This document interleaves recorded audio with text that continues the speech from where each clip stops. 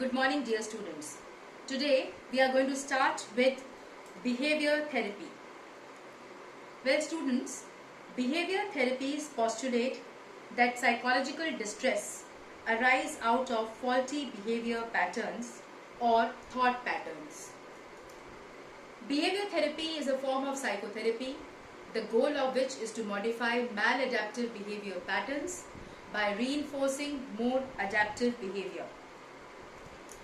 Behavior therapy is rooted in the principles of behaviorism, a school of thought that focused on the idea that we learn from our environment. The techniques used in this type of treatment are based on the theories of classical conditioning, operant conditioning, and observational learning. One most important thing to note about the behavior therapies is that, unlike the other type of therapies which are rooted in insight, that is in-depth understanding of oneself, like in psychoanalytical therapy, and then you will learn in humanistic therapies, behavioral therapy is action-based. Behavioral therapists are focused on using the same learning strategies that led to the formation of that unwanted behavior.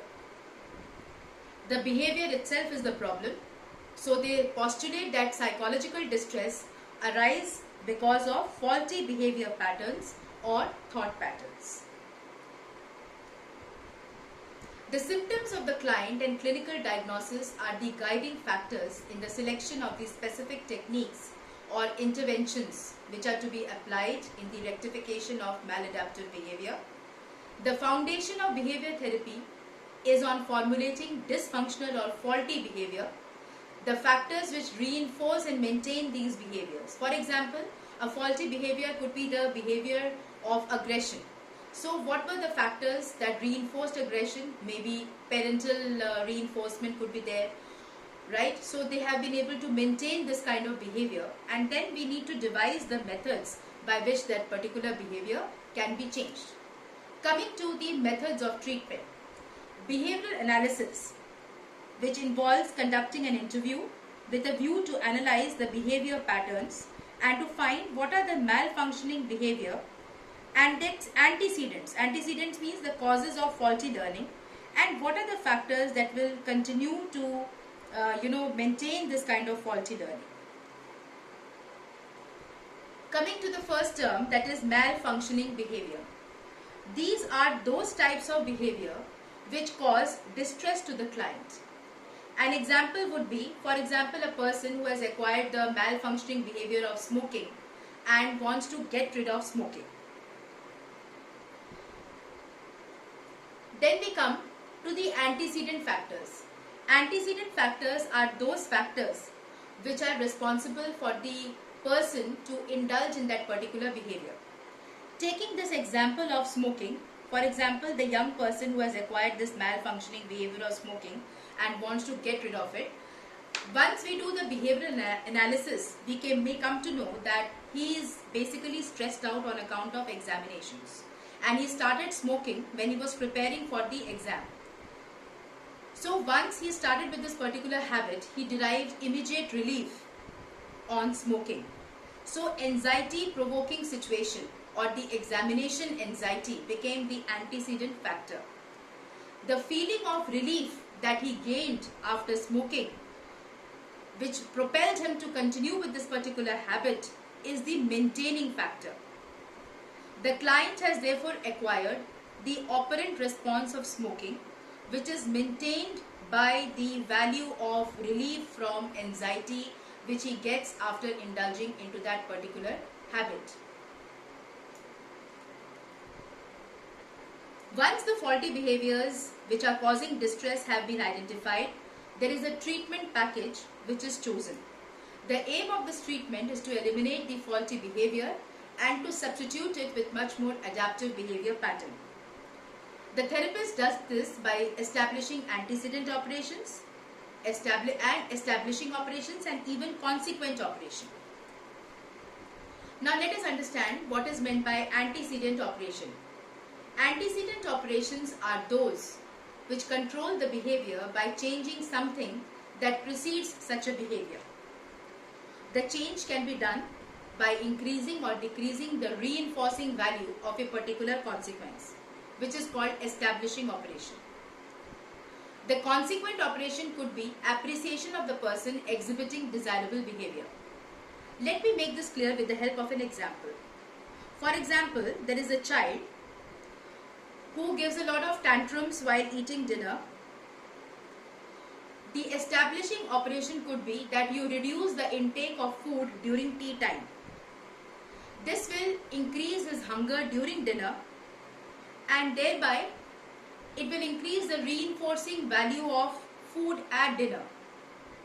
Now, consequent operation could be that you praise the child for eating the dinner completely. So this way it establishes the response for eating dinner. Now let me start with the behavioral techniques. Well, a range of techniques, my dear students, are available for changing behavior. And what is the principle of this technique?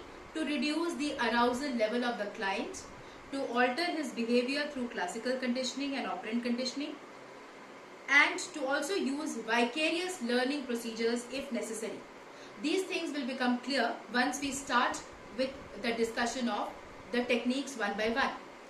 Let us come to the first two techniques about which you already have a prior knowledge: negative reinforcement and positive reinforcement. What is negative reinforcement? For example, if the child is creating indiscipline in the class, the teacher normally punishes the child so that we can reduce the incidence of that undesired response of disturbing everybody in future, with an outcome that is painful or not liked. And what is that outcome? A punishment. Next we come to is positive reinforcement. If an adaptive behavior occurs rarely, positive reinforcement is given in order to increase the deficit.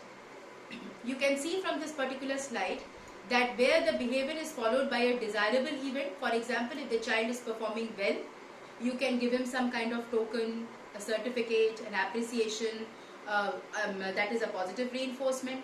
And if the behavior has an undesirable consequence like a punishment, it may reduce the incidence of the behavior in future. So that is known as negative reinforcement.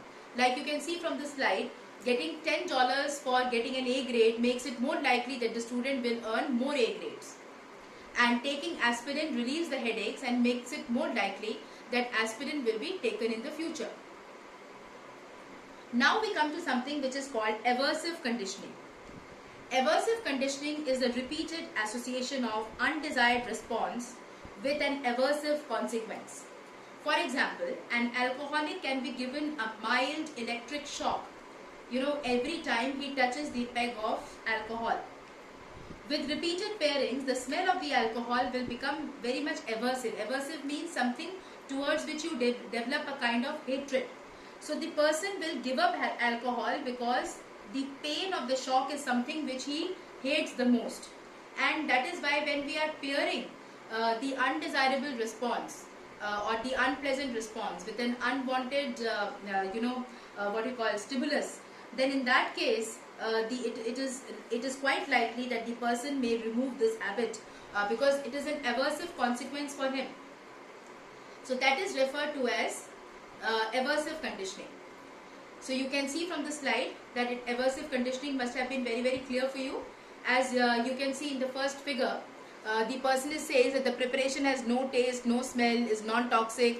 A single one of these tablets administered in the food or the drink imparts a disgusting taste to an alcohol. So it is quite likely that the person will stop taking alcohol in future. Right? Similarly, in the next picture that you can see here, you can see here that unconditioned stimulus is the drug and unconditioned response is nausea. Nausea means a feeling where you have vomiting, drowsiness, etc. Now, when you are putting a drug inside the alcohol, right, the unconditioned stimulus, the conditioned stimulus is alcohol, the unconditioned stimulus is the drug, and unconditioned response will be nausea. So that means for that person who doesn't know that the alcohol contains that particular drug, he will get a nauseatic feeling. So that means that is known as the conditioned response for the person. So when he is pairing alcohol with the nausea, then in that case in future, he will refuse to take alcohol. Alright, so aversive conditioning, my dear students, as we have learned, it is the pairing of an It is a pairing of a noxious stimulus with an undesirable or unwanted behavior which is to be modified or abolished, like the use of nausea-inducing drugs, in the treatment of alcoholism. I am sure this must be now clear to you what is meant by aversive conditioning. Okay. Now we come to the next type of technique, which is referred to as token economy. Now, what is meant by token? A token is a reward which is given every time a wanted behavior occurs. Okay, so persons with behavioral problems may be given a token every time a wanted behavior occurs, and the person, if he continues to display such kind of desirable behavior, he can collect many tokens and he can exchange it for a bigger reward. Like he can be treated for a picnic, or he can be taken outside, children can be taken to adventure world, etc. This is called token economy. So you can see the process of token economy as it has been described in the slide. Alright, so the children have no tokens, then the children are able to show the desired behavior, and then he is provided the token, and once the child gets the tokens, he exchanges this for a bigger reward or a more desirable reward or activity. So that is called token economy. Unwanted behavior can be reduced and wanted behavior can be increased by another technique which is referred to as differential reinforcement. Positive reinforcement is given for the wanted behavior and negative reinforcement is given for the unwanted behavior. The first method is done to positively reinforce the wanted behavior and to ignore the unwanted behavior. Another method is less painful and equally effective. For example, if there is a small child who throws a lot of tantrums by crying, etc., when the child is not taken to an adventure world or to a mall, the parent is instructed to take her to the mall only if she does not cry, but not to take her if she does so. Further, the parent is instructed to ignore the child when the child cries or throws any kind of tantrum. So the wanted behavior of politely asking the parents or the mother to be taken to the mall or to the adventure world will therefore be increased, and the unwanted will decrease because the parents are ignoring that particular behavior and they want to reinforce this particular fact that we will take you to your desired place only if you display the desired behavior of politely asking rather than crying. So this is called differential reinforcement. So we have discussed differential reinforcement and the methods. Now we come to a very, very important technique which is referred to as systematic desensitization. Systematic desensitization, my dear students, was a technique which was developed by Joseph Volpe, and with the help of this technique he has been able to cure phobia. Phobia, as you know, is an irrational fear which is attached to a particular object, right? So this was developed in 1950s to remove the fear response of phobia and substitute a relaxation response to the conditioning stimulus, usually using the counter conditioning. Now how does it work? As you can see, the process has been divided into 3 steps. The first step is that the client is told to prepare a list in the form of a hierarchical order of all the anxiety provoking stimulus. So the therapist will prepare a hierarchy of anxiety provoking stimuli with the least anxiety provoking stimuli at the bottom and the most anxiety provoking stimuli at the top. Alright. Next step is the client will be helped to learn the relaxation techniques or the coping techniques. Alright. And the therapist will ask the client to think about the least anxiety provoking situation. For example, the least anxiety provoking situation could be fear of a lizard, let us say, right? So he is asked to think about the lizard, and then once he is thinking, the client is asked to relax. The client is asked to stop the thinking of the fearful situation once he feels a little bit of muscle tension, slightest tension. So over the sessions, what happens? The client is able to imagine fear-provoking situations while maintaining complete relaxation. So the client gets desensitized to fear. So what is the goal of this process? To help the individual to learn how to cope up the fear in every step of hierarchy. So how does it work? You can see it here from the slide. It is a step-by-step approach, right? The first is client works out a hierarchy of fear from the least frightening to the most frightening. So the least frightening here is fur, paw, mouth, and let us say dog is the most frightening. So the client works to the hierarchy, learning how to use relaxation techniques in the presence of the feared object. So what are relaxation procedures? Relaxation procedures, they have been discussed in box 5.2 of your textbook. They basically involve progressive muscular relaxation, meditation, and in progressive muscular relaxation, the client is taught to contract individual muscle groups to give the awareness of tense or muscular tension. After the client has learned to tense the muscles, such as the forearm, the client is asked to let go of the tension. With repeated practice, what happens is the client learns to relax the muscles of the body. So you can see the outcome of the technique. The person is saying that a large spider even 5 meters away does not scare me anymore. That means he has been desensitized to the fearful object. Now, let me tell you that the principle of reciprocal inhibition operates in the case of systematic desensitization, which states that if there are two mutually opposing forces at the same time, it inhibits the weaker force. Now, what happens? What are the two mutually opposing forces? It is relaxation. So, first you build up relaxation, then you give the mildly anxiety-provoking situation, right? That is the object from which the client is very, very fearful, and the anxiety is then overcome by relaxation. So the client is able to tolerate higher levels of anxiety because of a relaxed state.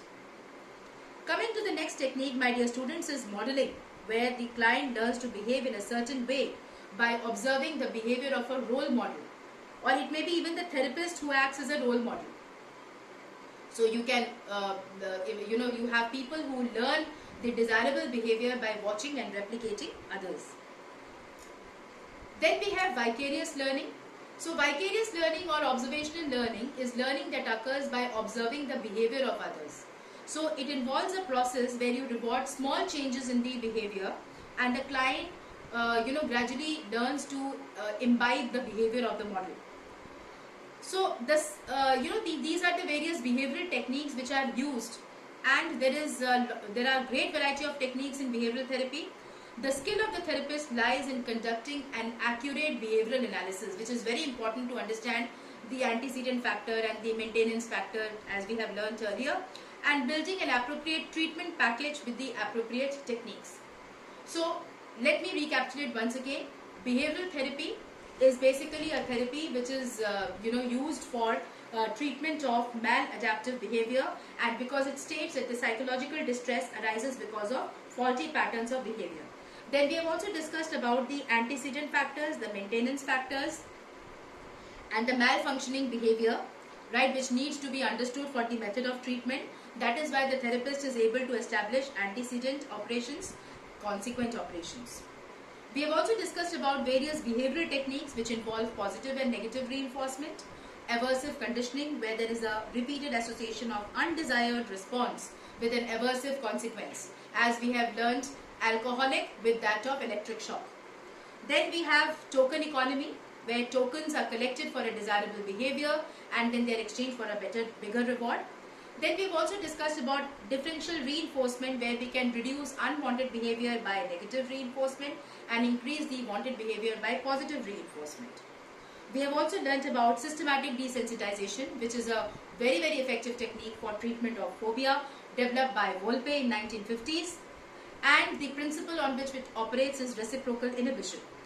Last but not the least, we have discussed about modeling and vicarious learning, which is a part of observational learning by observing the behavior of others. With this, we come to an end to the behavioral techniques, and if you look at the glossary, you can definitely get the meaning of difficult words.